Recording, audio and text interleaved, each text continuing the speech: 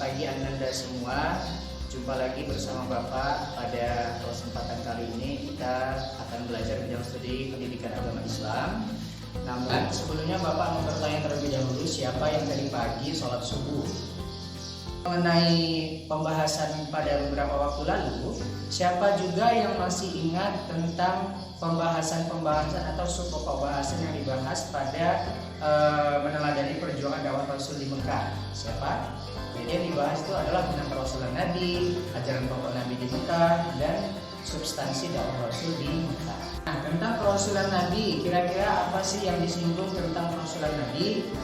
Muhammad SAW itu benar-benar mengajarkan pada waktu itu untuk menekankan terhadap akhlakul karimah, di mana hal ini sekiranya harus kita terapkan dan kita lakukan dalam kehidupan sehari-hari. Nah, yang mengenai akhlak, Bapak akan coba tampilkan 1-2 kisah Nabi yang dapat menjadi teladan bagi kita bersama. Mari sama-sama kita saksikan pada tayangan video berikut ini. Assalamualaikum. Waalaikumsalam. Siapa? Aisyah, ini aku, ayahmu. Oh, ayah, silahkan masuk. Ada apakah gerangan, ayah? Anakku, aku hendak bertanya, adakah kebiasaan Rasulullah yang belum aku kerjakan? Wahai ayah, engkau adalah sahabat Nabi yang paling dekat. Tidak ada kebiasaan Nabi yang belum pernah ayah lakukan.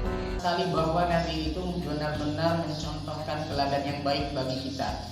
Jadi ia pernah pada suatu ketika ia selalu memberikan makanan kepada seorang pemuda, seorang laki-laki buta, di mana seorang laki-laki ini adalah orang Yahudi, ya, orang Nasrani, yang bukan orang Islam, di mana hal ini benar-benar ditunjukkan kepada Nabi tentang akhlak perilaku yang baik, bahwasanya kita tidak hanya dianjurkan untuk berbuat baik kepada sesama muslim, tetapi juga kita dianjurkan untuk berbuat baik kepada orang-orang non-muslim juga. Nah, jadi hal itu benar-benar merupakan teladan yang sangat menginspirasi bagi kita, yang dapat kita terapkan, dapat kita aplikasikan dalam kehidupan sehari-hari. Baik, Ananda sekalian, sebelum kita memulai pembelajaran, Bapak akan menjelaskan tujuan pembelajaran kita hari ini. Mana tujuan pembelajaran yang pertama adalah meyakini kebenaran dakwah Nabi Muhammad SAW di Madinah. Yang kedua, menunjukkan sikap semangat, ukhuwah dan kerukunan sebagai ibrah dari sejarah strategi dakwah Nabi Muhammad SAW di Madinah.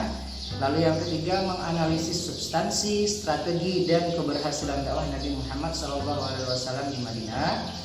Dan yang keempat, menyajikan keterkaitan antara substansi dan strategi dengan keberhasilan dakwah Nabi Muhammad SAW di Madinah. Nah, baik, jadi materi kita hari ini adalah tentang meneladani perjuangan dakwah Rasulullah SAW di Madinah. Nah, sebelumnya Bapak mau tanya terlebih dahulu, kira-kira siapa yang tahu kenapa sih Nabi harus hijrah dari Mekah ke Madinah? Atau kira-kira peristiwa-peristiwa penting apa sih sehingga Nabi harus hijrah dari Mekah ke Madinah? Ini tentang meneladani perjuangan dakwah Nabi Muhammad SAW di Madinah. Ada beberapa poin yang harus kita pelajari nantinya. Yang pertama adalah bagaimana awal hijrah Nabi berdakwah ke Madinah, kemudian substansi dakwah Rasulullah SAW di Madinah, serta strategi-strategi dakwah Rasul di Madinah. Nah, untuk yang pertama, awal hijrah Nabi Muhammad SAW di Madinah. Nah, jadi awal mula Nabi Muhammad SAW hijrah ke Madinah itu diawali atau ditandai dengan adanya beberapa peristiwa penting. Yang pertama adalah wafatnya istri, yakni Siti Khadijah dan pamannya Abu Thalib, di mana kedua orang ini adalah orang yang selalu menjadi pembela utama, orang yang selalu mensupport dari ancaman kafir Quraisy. Dan hal ini menjadi beban berat bagi Nabi karena sudah tidak ada lagi orang yang mensupport, yang mendukung Nabi dalam mensiarkan agama. Kemudian peristiwa yang kedua adalah adanya penduduk Madinah merasa sedih melihat Rasul itu merasa beban yang sangat besar. Jadi sehingga mereka merasa sedih atas apa yang telah dilanda oleh Nabi Muhammad SAW.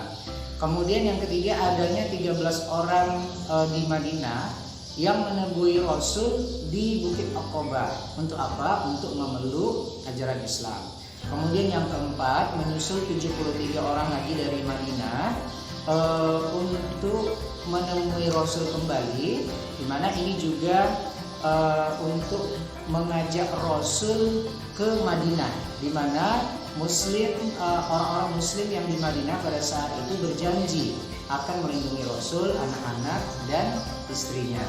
Lalu yang kelima, peristiwanya adalah adanya pemboikotan oleh orang-orang Quraisy, oleh kafir Quraisy kepada Rasulullah dan pengikutnya. Pemboikotan yang dilakukan adalah berupa melarang perdagangan, bisnis dengan pendukung-pendukung Nabi, tidak boleh bergaul atau menikah dengan sesama muslim, kemudian melarang beragama dengan kaum muslim dan lain-lainnya. Sehingga pada pembahasan kita hari ini tentang meneladani perjuangan dakwah Rasul di Madinah pada pembahasan awal mula hijrah Nabi di Madinah adalah di mana memang dalam mensiarkan agama itu tidak mudah dan tidak gampang, tidak semudah membalikan telapak tangan, sangat sulit sekali ya. Bahkan Nabi itu pernah mengalami ejekan, cemoohan, bahkan Nabi pernah dilempari pakai kotoran kambing, pakai batu-batuan dan lain sebagainya. Jadi memang dalam mensiarkan agama itu tidak mudah, sangat sulit sekali. Nah, sekarang kita hanya tinggal meneruskan. Tugas kita adalah bagaimana meneladani begitu semangatnya perjuangan Nabi dalam mensiarkan agama. Kita hanya menjalankan apa yang diperintahkan Allah, mengikuti sunnah-sunnah Rasul, menjalankan apa yang dikatakan pada hadis-hadis beliau, dan dapat kita aplikasikan dalam kehidupan sehari-hari. Assalamualaikum warahmatullahi wabarakatuh.